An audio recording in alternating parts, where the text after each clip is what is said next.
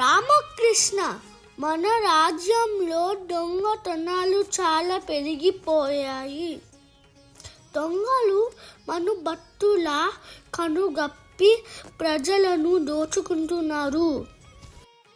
మహారాజా, దొంగలకి తెలివి ఉంటే మనకి ఇంకా ఎక్కువ తెలివి ఉండాలి కదా. అయితే నువ్వే ఏదైనా ఉపాయం ఆలోచించు. ప్రజలకి దొంగల బాధ నుంచి విముక్తి కావాలి. చిన్న ఉపాయం ఉంది మహారాజా. రేపటికి దొంగలు పట్టుబడతారు. మంచిది రామకృష్ణ, ఈ రోజే అమలు చే.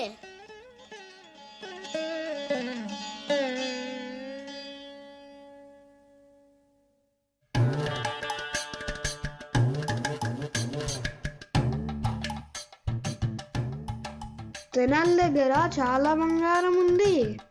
రాజుగారి దగ్గర చాలాసార్లు బంగారు నాణాలు బహుమతిగా తీసుకున్నాడు.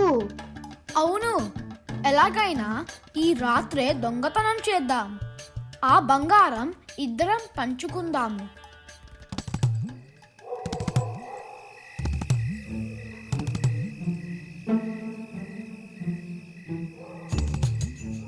కమల, మన దగ్గర ఉన్న బంగారం చాలా విలువైనది. దాన్ని దొంగలు తీసుకెళ్ళిపోతారేమో. అవునండి, ఏం చేద్దాం? దొంగల బారిన పడకుండా జాగ్రత్తగా దాచాలి. అది చాలా సులువు. ఈ బంగారం అంతా ఒక మూటలో కట్టి ఆ బావిలో పడిద్దాం. దొంగల బెడద తగ్గిన తర్వాత తీసుకుందాము.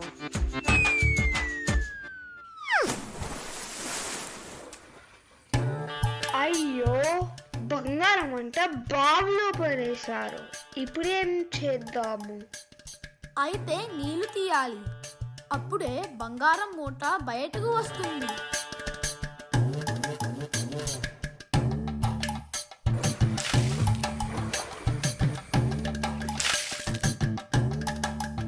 అయ్యో, నా చేతులు నొప్పిగా ఉన్నాయి. ఇంకా ఎంత నీళ్ళు ఖాళీ చేయాలి? బంగారం కోసం కష్టపడాలి, తప్పదు మరి.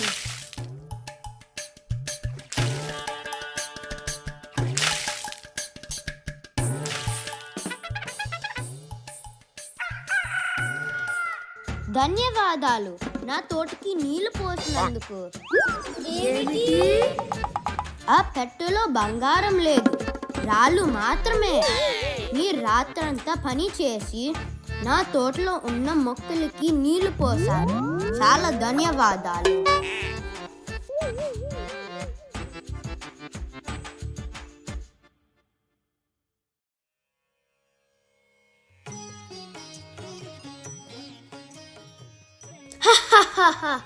రామకృష్ణ, మళ్ళీ నీ తెలివి గెలిచింది. దొంగలు పట్టుబడ్డారు. మహారాజా, తెలివి ఉంటే బలం అవసరం లేదు.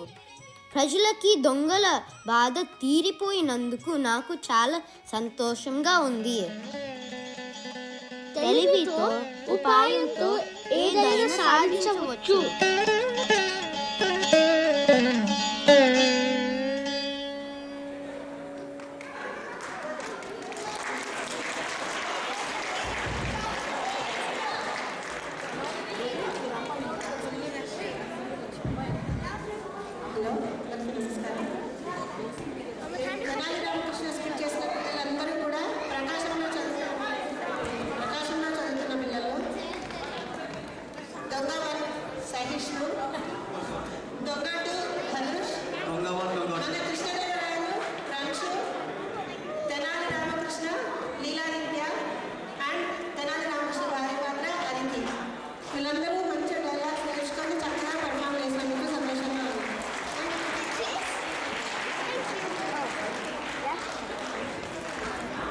చూశారు కదా, వీళ్ళు అదితి తండ్రి గారు కానీ తల్లి గారు కానీ అదితి పైకి రా, సహిష్ణు,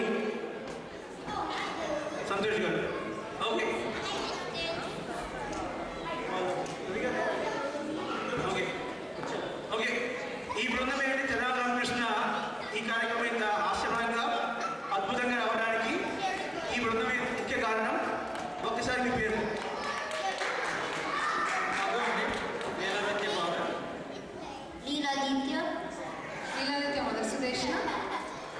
అపర్ణ సైన్స్ వాళ్ళు అదితి స్వాతి ప్రాంశు ధనుష్ వాళ్ళ